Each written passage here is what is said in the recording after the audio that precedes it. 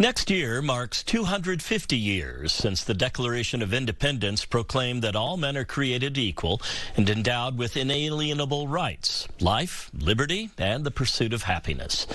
To mark the fight for independence, Ken Burns has produced a 12-hour series on the American Revolution. It airs November 16th on PBS. KPBS's Mesa spoke with SDSU U.S. History professor Ed Bloom and San Diego Mesa College political science professor Carl Luna in October about that period and its relevance to today's struggles to preserve American democracy. One of the most remarkable aspects is that you had such different places come together as one nation. It mushrooms into a global campaign that touches Europe and all parts of the world. It so excites us that we are the product of a revolutionary moment where the world turned upside down.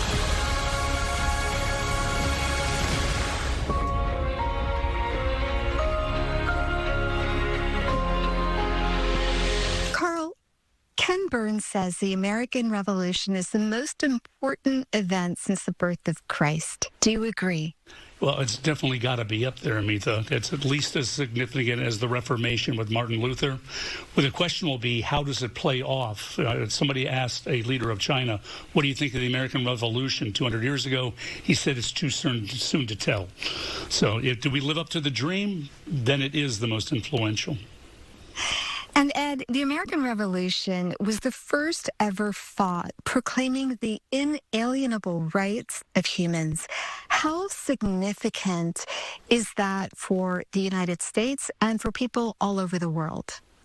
The political push for inalienable rights was really important not only for people within the new country, but across the globe. It was really the first proclamation from people who didn't have direct political power that everyday people had rights.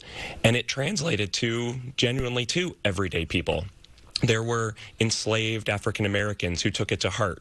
One who was Phyllis Wheatley, who wrote a poem where she proclaimed, "Liberty makes the weak strong," and that it led them to sing, to speak out for their own rights. Carl, along those lines, George Washington, Thomas Jefferson, both are obviously legendary, but just as they advocated for personal universal rights, they owned human beings. They were slaveholders. In fact, Black people fought in the Revolution on the side of the British and against the British.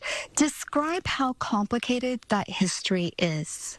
You have to remember at the time, just to be advocating for rights for average people, white people, was radical. The idea that you were advocating for the slaves, it was going to take a civil war to finally resolve that. Thomas Jefferson felt very conflicted about his slaves, but they were money. Too often in life, when your pocketbook is against your principles, your pocketbook's going to win out. So you got to look at the good they did, and they set up a system by which we could then address what they left unfinished.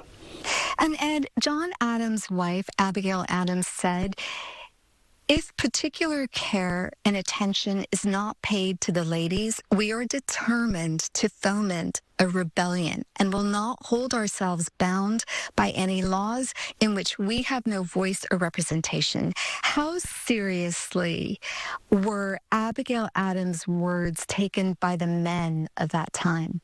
Yeah, and Abigail Adams wrote that, in fact, before the Declaration of Independence was even signed. And it's interesting because John Adams responded to her letter almost mockingly. He called her saucy, and he said it was almost too much to hear that the petticoats, as you know, women in dresses would even challenge. But then he said that if women were to uprise, he would hope that General Washington would bring his men to put them down. Carl, George Washington famously turned down an offer to be king of the country. This month, there was a second nationwide No Kings protest that included tens of thousands of people locally. What would the founding fathers say about the country's current political situation?